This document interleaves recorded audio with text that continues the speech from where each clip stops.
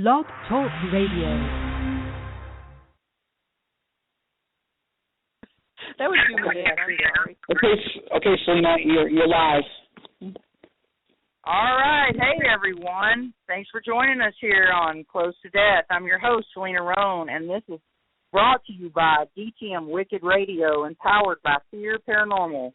Again, Selena Roane with Close to Death in case it got cut off at first, and I have a really cool guest that I just saw this weekend at this cool expo that we have here in Lewisville, Texas. And her name is J.J. Jensen, and she's the founder of Park Paranormal out of McKinney, Texas. What's up, J.J.? Hey, Selena. Thrive on. How you doing? Hey, man, I'm doing good with that Thrive stuff, man. I'm telling you, that is awesome, good stuff. It is. Keeps you up so you can ghost hunt all night, doesn't it? It does. You know, that's why when I found, when Justin, introduced me to it, I was like, Jesus, I need to get every one of my paranormal friends on this because it helps you with, focus and clarity and energy, and you stay awake, and you feel better, and you don't eat a bunch of junk. And exactly. I don't know about you, but I'm a little skinnier than I was about 2 months ago. Yes, you are. I noticed that first thing in your face, and then I saw pictures of you that you were putting up as you put up your preview for your paranormal show, and I'm like, ooh, it's you. I know, right? I was like, I looked at myself a year ago, and I had a couple of more chins on my body than I do now. So I'm feeling really good, and the energy is definitely a bonus. And it was good to see you Saturday at the expo too, by the way. It was good to see you too. It was a lot of fun, and they did a great job for their first time out, didn't they? They really did. It's been really difficult with the issues that, we have both witnessed with paranormal conferences and things now. People are a little bit leery. And, I can understand why. I totally can. I was there to witness all that mess, and you as well. And you got bit by the ugly bug while we were there, and we're not going to go into all that negativity, but, bigger and better things are coming, but, the sad thing is it's affecting others that work really, really hard to bring, the paranormal community all these cool events. But, before we go any further with that, why don't you tell the audience a little bit about what piqued your interest in the paranormal to make you even begin to form Park. So what was your why in the paranormal? Well, I can't remember a time when I wasn't interested. I was the weird little second grader checking out the books that showed pictures of the White Idiot Brown Hall and Borley Rectory, and so I've always had that. It's just in my blood, I think. But I've always lived places, too, where strange things would happen that you could kind of explain away, but there's always that little kernel of seed planted in the back of your head going, what was really going on there? But ultimately, I think, I've lived in haunted houses, like I said, my whole life, and they're all pretty much things that were harmless and didn't bother me.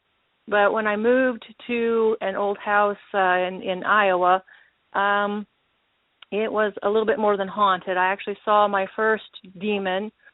It took me a long time to admit to that because there is a crazy button in the back of your head that goes off when you see something like that. You want to pass it off as dream, as what did you eat?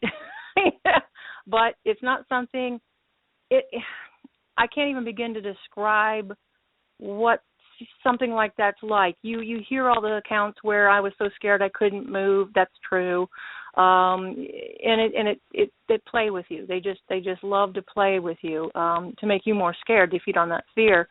But the bottom line for me was I lost a house because of that. We couldn't handle it anymore. We had people come in and pray and try to clear and cleanse and bless, and nothing worked. And ultimately, that was the house I drove by every day for about 10 years, going, I'm going to own that house. I'm going to own that house. I'm going to own that house. And I did. And we put a lot of money into it, a lot of sweat and blood and tears, and then I had to walk away, and it broke my heart. So I joined a group. Like I said, I've always been paranormal-based, did a lot of research in the 80s and the 90s and stuff, but I've never actually, joined a group. And so after that happened, I joined a group up in Iowa called DIPART. It was the Des Moines, Iowa team up there. And I wanted to learn about what they did, how they used their equipment, basics and things like that. And through the years, we ended up getting transferred to Texas. So when that happened, I said to Joe, who ran the group up there in Iowa, I said, hey, can I become a branch? Because I don't want this to ever happen to somebody else. I don't want them to lose their house, to run away in fear. This just should not happen. So that's in 2005, I formed TechSpart, and then I officially moved to Texas in 2006, and we kind of spent some time traveling. We went to Eastern State Penitentiary and investigated with some of the ghost hunters over there, and kind of just trying to see how everybody kind of did things. We spent some time with meetup groups to see how they hunted down here, and eventually formed this really terrific group of people, kind of McKinney-based, and I love my group. They're fantastic. Each one of them has kind of a gift for something, and they all do it very well, and we congeal really nicely now, and I can't say enough good things about my group. Yeah, your group's all right. I met a couple of them, and no, seriously though, I met Jason about, I would say, a year ago. Mm-hmm.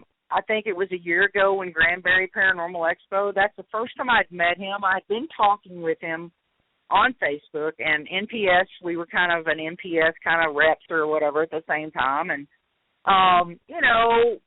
we met at the expo, and then in a year we have crammed so many investigations and so many road trips and so many cool experiences and birthdays and just fun stuff, that Jason and I have pretty much gotten to be pretty good buds. And then I met Julie, and you guys at when y'all do your little McKinney investigations, which we'll talk about a little bit later for the public. And he was a hoot. And then seeing her in action in Tombstone, she kind of got my respect a little bit for being so damn little and skinny. For a little bitty skinny thing, she's got some fire in them britches, and I don't think I'd be messing with little Julie too much. No. No. She's like a little wet. She gets mad. Exactly. I mean, the rest of the guys, Melinda and all them are so amazing, and I just love your team. They're really cool people. They have a good vibe to them. There's no drama, which is nice. No, it took a there's long time no to get there. I'm sure, because there's so much of that in the paranormal community, unfortunately. And my team is really drama-free, too, and which is really nice. And we try to stay as far away from that as we can, and we like to investigate with teams that don't have that as well. So TechSpart and PSI of the South and all these other little teams, formerly DNS, is now the NPS of Texas, we've all worked really well together. And I love investigating with different teams, like you said, to learn how different people do things. And that's kind of why I did the Spirit Quest thing, Right.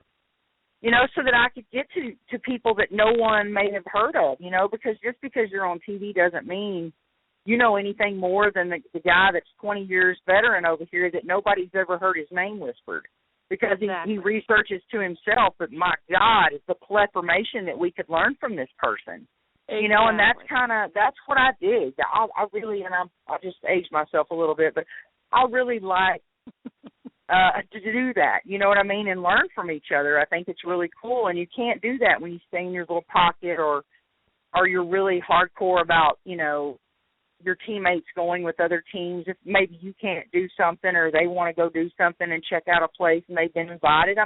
You're real laid back like that, like with me, with my team, and that's good, because that only can bring in information for that one person to bring back to your team, and, try to maybe, hey, they did this. It was really cool. Let's try that sometime. Exactly. There is no, it's not closed and shut. There's no exact way to do an investigation. There just isn't. There's no hard and fast rule book that says, no, you got to do it this way, because for goodness sakes, it's paranormal. That means it's outside of the box. So you've got to think outside of the box and bring that in. Exactly, and that's really cool when it's like your team is like a sponge.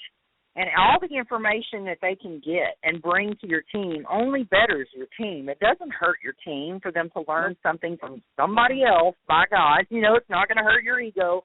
Just let them go learn, and that's what I do. And it really has helped. And like me, I've ventured out now, and I'm taking a demonology class from Bishop Long.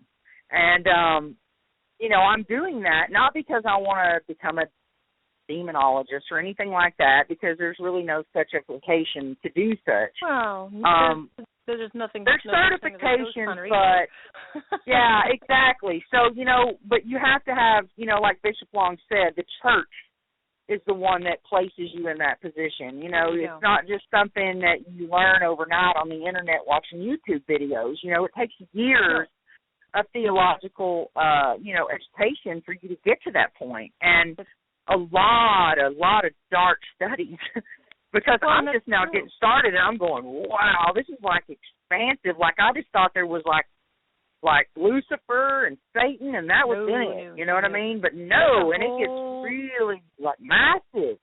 Yeah, there's a whole world. There's a whole world out there. People don't. That's why when Father West came to Expo this weekend, the first thing I did when I introduced him, I said, this is the tip of the iceberg, because this course could take months if you did it correctly, because you have to understand of course it's the Christian theology part of it, but you have to understand where this developed from. Where did these entities come from? It's like Father Wesley says, really there is no evil, it's just an absence of good. It's because and that's that's another type of theology, but you have to understand that by these and these people that say, okay, ghosts can't hurt you, baloney. That's not true. Exactly. That's not true, yeah. Mm-hmm. And you need Jason got scratched at the bordello. I mean, and that's the thing with the demonology class. And I was going to get into, your presentation, because I couldn't, of course, go over there and watch it because I had to watch my booth and stuff like that. But and which I was upset because I really wanted to. But when you're talking demonology class, the more you learn, like I said, and bring back to your team in this way, see, if there's something out there that my team can't handle, we don't act like we can. We're not going to say we can if we're not really prepared and equipped to do that thing, whatever it may be, whether it be, clearing out demons or doing some kind of exorcisms, which is few and rare, far between, and that we wouldn't handle anyway. But, the thing is, we're not equipped. We're not, what you should say, not licensed, but we're not trained. And I'm not going to stir up something that I don't understand. That's why I'm taking the demonology class, so that I can see the signs and know that my team is not, we need to call a professional in, or not a professional, but an expert in that, whatever it is. If it's demons, if it's whatever, I am not going to try and handle something and make it worse for my client. No. And you risk the chance of it attaching to someone in your team or on with you, because what happens, and this is one of the points I was trying really hard to make Saturday. The microphone I had kept doing feedback, and boy, I lost my train of thought right out the window. But what's important is, you have people that call in. I have somebody in my family who's possessed, or I think I have a demon that's haunting my house. And it's really, really important that you understand at least the basics, so that you can sit down and say, okay, guys, here, what's going on in your family? And do a very in-depth, have an in-depth talk with the person that is claiming this, because and again, if I had known this, I don't think I would have had to leave my house. But when it happens to you, all sense goes out the window, and that's all I can say. But the thing is, about 80 to 89% of the cases that call in demons is actually a family or a familial-based, a human-based type haunt. And how do I say that? Well, because, it used to be, and again, I'm going to date myself, because in my little world, when I started out working, we went to school and learned one thing really, really well, and we did that one thing very well. Like, I became a paralegal. So my job was to assist and draft and do the paperwork for the lawyer, but we had a secretary who then I passed it to, and she would make sure my grammar, my spelling, and everything was correct. So we had this team, in essence, to do this. Now, in this world, you're a paralegal, a receptionist, a secretary, and partial lawyer. And it's